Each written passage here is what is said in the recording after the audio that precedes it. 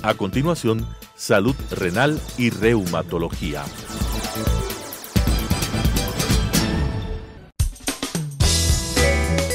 Clasificación A. Apto para todo público.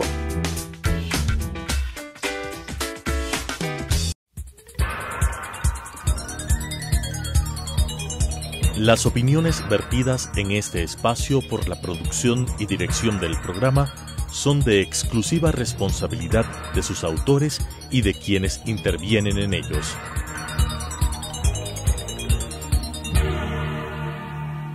Telesucesos Canal 29 UHF presenta Salud Renal y Reumatología. Tratamiento integral preventivo y curativo de enfermedades renales y reumatológicas con la conducción de las doctoras Belia Meléndez y Cristina López. Salud renal y reumatología. Buenas tardes, bienvenidos a su programa Salud renal y reumatología. Hoy continuaremos hablando sobre hipertensión arterial debido a la extensión del tema, ya que todavía nos quedaron muchos puntos en el aire. Vamos a hablar sobre sus factores de riesgo, las complicaciones y el tratamiento. Bienvenidos. Bueno, hay factores de riesgo, ¿no? La presión arterial se va a asociar a muchos factores de riesgo. Uno de ellos es la edad. El riesgo de tener una presión arterial elevada aumenta al envejecer, ¿no? Hasta una edad mediana o temprana o a partir de los 45 años de edad. La presión arterial alta es mucho más frecuente en los varones y es más probable que las mujeres presenten una alta presión arterial después de los 65 años. Aquí vemos nuevamente el factor protector aparentemente de los estrógenos. La raza, la etnia. La presión arterial elevada puede estar relacionada con ciertas etnias, especialmente con la etnia negra. Con frecuencia se va a presentar a una edad mucho más temprana que en los caucásicos y los mestizos. Las complicaciones pueden ser graves, ¿no? Como los accidentes cerebrovasculares, los infartos, los derrames, un infarto cardíaco, una insuficiencia renal. Estas son las complicaciones que más frecuentemente se ven en este tipo de pacientes. Así es. Otro punto a tener en cuenta son los antecedentes familiares. Se ha visto algunos casos de familias que tienen esta tendencia que posiblemente es genética a presentar hipertensión arterial, y en muchos casos estos casos de hipertensión arterial no son esencial, sino la hipertensión arterial secundaria por alguna patología que se está añadiendo a esto. El tener sobrepeso o el ser obeso también es un factor de riesgo ya ampliamente conocido, que mientras más peses, más sangre necesitas para suministrar oxígeno y nutrientes a los tejidos. Al aumentar el volumen de sangre que circula por los vasos, también aumenta la presión arterial sobre las paredes de las arterias. Entonces siempre es importante mantener un peso adecuado para la talla. El no hacer actividad física también influye bastante. Las personas que no están activas tienden a tener una frecuencia cardíaca más elevada, es decir, sus latidos cardíacos son más rápidos. Cuanto mayor es esta frecuencia cardíaca, más el corazón tiene que trabajar mucho más para contraerse y poder bombear la sangre a todo el sistema circulatorio. La falta de actividad física aumenta el riesgo a tener sobrepeso, y como ya hemos visto, pues este también va a provocar la elevación de la presión arterial. Usar productos o el hábito del tabaquismo, el fumar, inhalar, masticar tabaco, no solamente hace que se eleve la presión de manera inmediata y temporal. Las sustancias químicas del tabaco pueden ocasionar daño directo en el tejido que recubre a las paredes de los vasos sanguíneos, y esto va a provocar un estrechamiento de las arterias. Es como una tubería la cual se va depositando en sus paredes elementos que no permiten un buen paso de sangre, pero la cantidad, el volumen de sangre es el mismo, pero no tiene por dónde pasar. Esto es lo que sucede, ¿no? Determinando que la pared del vaso sanguíneo se lastime y pues genere o empeore la hipertensión. Claro. Y otro punto que hemos topado ya muchas veces en el programa es el consumo de sal. El consumo excesivo de sal en la comida hace que la presión arterial aumente, porque obviamente si consumes más sal, aumenta lo que se llama la osmolaridad y esto produce más sed, se consume más líquido, aumenta la cantidad de sangre dentro de los vasos sanguíneos y esto obviamente aumenta la presión arterial. Además hay que considerar que la sal es un producto tóxico por sí misma y sobre todo tóxico para los riñones. Al causar daño directo en los riñones, la sal se constituye prácticamente en un veneno y una influencia directa en la hipertensión arterial. El estrés. Los altos niveles de estrés pueden provocar aumento temporal de la presión arterial. Hay muchas personas que para tratar de relajarse fuman, consumen alcohol o tienden a comer más. Esto en vez de mejorar el problema tienden a aumentarlo y a empeorar y perpetuar las cifras de hipertensión arterial. Y obviamente las enfermedades crónicas también constituyen un factor de riesgo para tener presión arterial alta, sobre todo la enfermedad renal, la hiperuricemia, que son los niveles de ácido úrico elevados, el consumo crónico de alcohol y drogas, la diabetes por el daño que sufren los vasos sanguíneos en esta patología y el apnea del sueño. Bueno, en cuanto a las complicaciones de la presión, hipertensión arterial, pues o se ocasiona esta presión arterial daña en sí los vasos sanguíneos como habíamos indicado, ¿no? Y va a afectar a la mayoría de órganos de nuestro cuerpo, los órganos que llamamos los órganos blancos, el cerebro, el pulmón, riñón, ojo. Si bien es cierto, antes siempre asociábamos la hipertensión arterial a personas de edad avanzada. Ahora esto no es una realidad. La realidad es que por el cambio en el estilo de vida hay muchos niños que tienen problemas de alimentación y hay la obesidad infantil que cada vez está incrementando sus números. Sus datos epidemiológicos son francamente alarmantes, sobre todo en países de Latinoamérica, encabezados tristemente por México, ¿no? Que es que tiene el mayor número de obesidad infantil. En estos niños también ya es común el aparecimiento de enfermedades crónicas no transmisibles como la hipertensión arterial, la diabetes, la hiperuricemia, inclusive la aterosclerosis que ya se ha podido detectar en algunos estudios en niños de 10 años que tienen ya placas ateroscleróticas, lo que realmente es alarmante. Entonces hay que fomentar también en los niños el ejercicio físico, mantener dietas saludables. Si bien es cierto son niños y comen golosinas, tenemos que tratar de equilibrar la dieta y no darles estas golosinas en exceso para mantener un peso también saludable a esta edad. La enfermedad cerebrovascular o el infarto cerebral también es una de las situaciones que preocupan bastante, igual el infarto cardíaco, ¿no?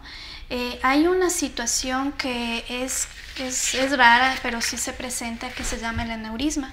Es cuando las paredes de los vasos sanguíneos se van a dilatar de una manera anormal, forma abultamientos, ¿no? No solamente en arterias grandes como aorta, sino precisamente en aquellas arterias que son más complicadas, las más pequeñitas, de cerebro o de riñón. El riesgo es que estos abultamientos se rompan y generen los llamados derrames.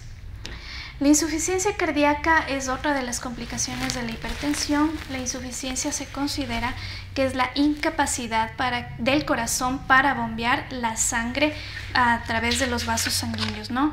El músculo cardíaco es un músculo, ¿no? Este músculo de inicio empieza a crecer, se hipertrofia con la idea de pues enviar todo este volumen sanguíneo, pero se cansa y genera la llamada insuficiencia cardíaca.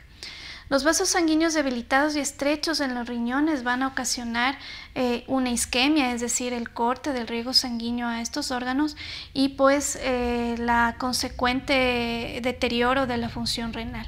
Y la llamada retinopatía hipertensiva, que son las alteraciones a nivel de la retina. La retina tiene una serie de pequeños vasitos sanguíneos que se lastiman fácilmente en la hipertensión. Claro, por esto es importante que los pacientes que tienen hipertensión arterial mantengan un tratamiento muchas veces multidisciplinario por las graves consecuencias que pueden tener no solo en otros órganos. Es importante que sean controlados por el médico cardiólogo, el nefrólogo, muchas veces el neurólogo, que se realice en el fondo de ojo.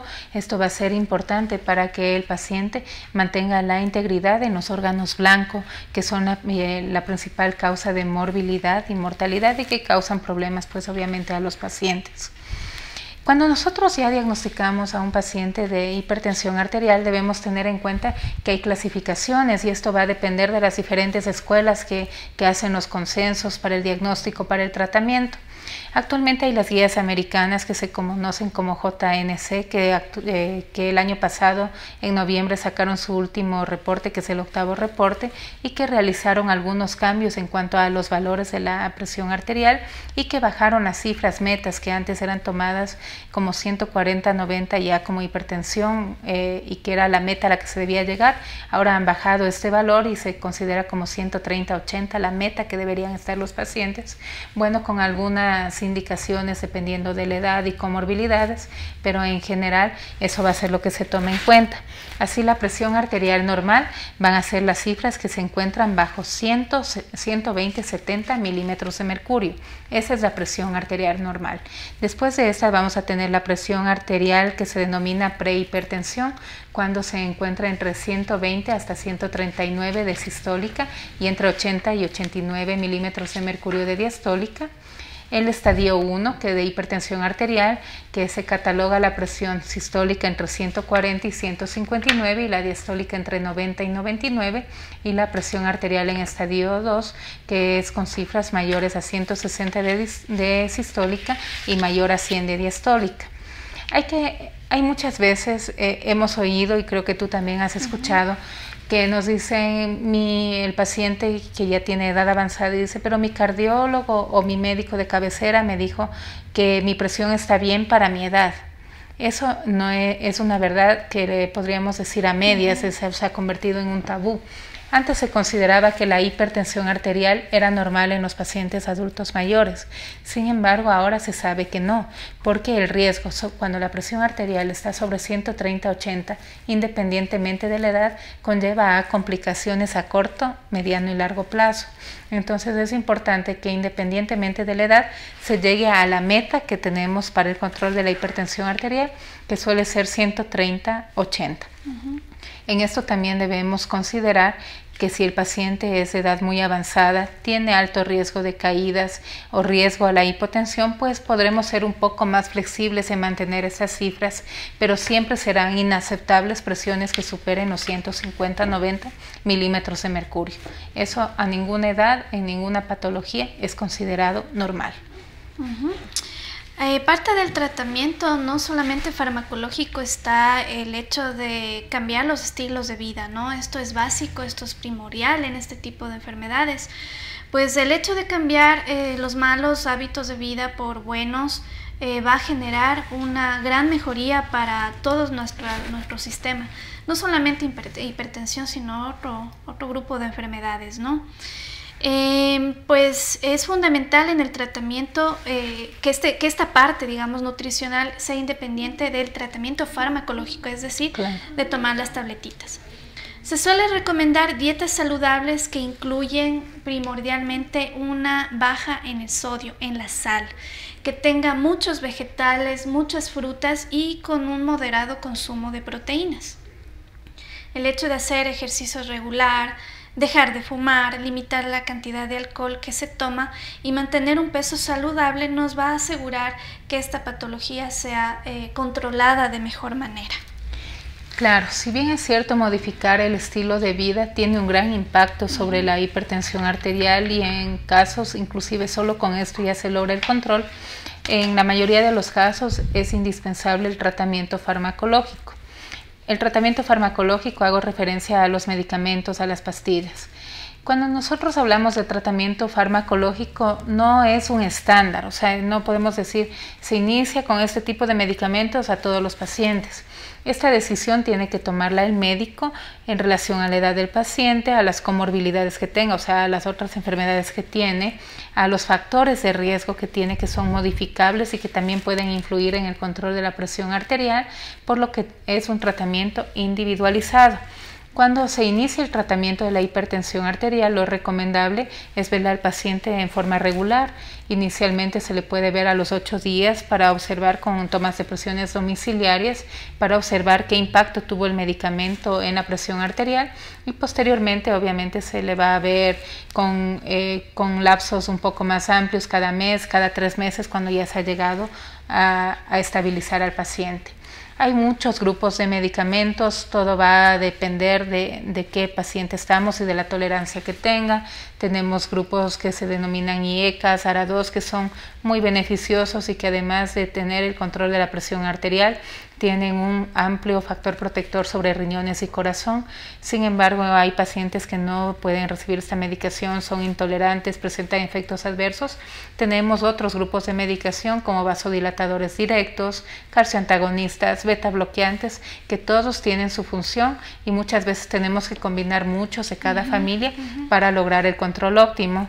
Otros medicamentos que tienen mucho valor en esta patología son los diuréticos, que claro, siempre van de la mano con la toma adecuada, manteniendo los horarios, sin olvidarse la toma, sin suspender la medicación y obviamente con los controles de la dieta y la actividad física. Algo también que es importante mencionar es que la hipertensión arterial es una patología crónica que se trata pero no se cura. Por lo tanto, un paciente que es diagnosticado de hipertensión arterial va a ser hipertenso toda la vida, independientemente si se ha logrado o no el control de la presión arterial. Muchas veces los pacientes se van donde el médico, les diagnostican hipertensión, comienzan a tomar el medicamento y al mes, 2 meses suspenden porque creen que se curaron. Eso es lo peor que puede hacer un paciente, porque obviamente la presión arterial, al ser una patología silenciosa, simplemente se mantiene alta y sigue causando daño en diferentes órganos. Entonces, cuando ya se ha diagnosticado presión arterial alta, lo recomendable es que acudan al control médico de acuerdo a la periodicidad que se le indique y que no suspendan la medicación. Si bien es cierto, en ocasiones toca suspender porque la presión está tendiente a estar baja, eso no quiere decir que se ha curado la presión arterial. De pronto se lograron controlar algunos factores que le estaban subiendo, pero debe mantenerse en controles independientemente de que no tome medicación, porque en cualquier momento puede requerir el reinicio de medicación. ¿Qué opinión merece para ti las agüitas? Las agüitas. Las agüitas de hierba.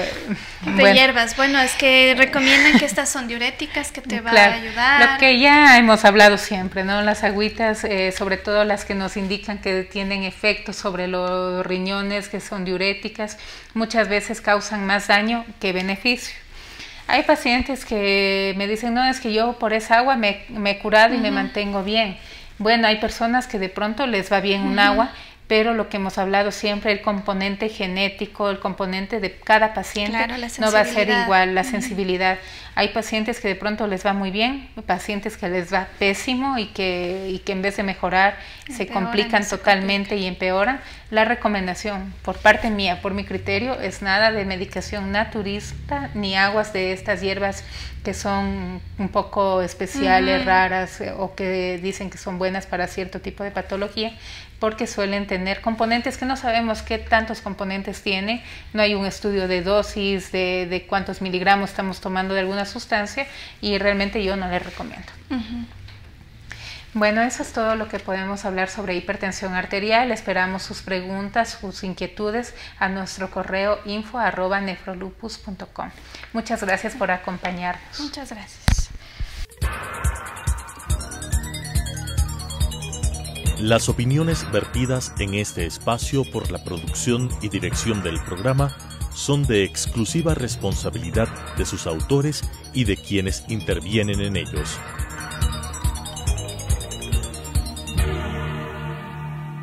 Telesucesos Canal 29 UHF presentó Salud Renal y Reumatología.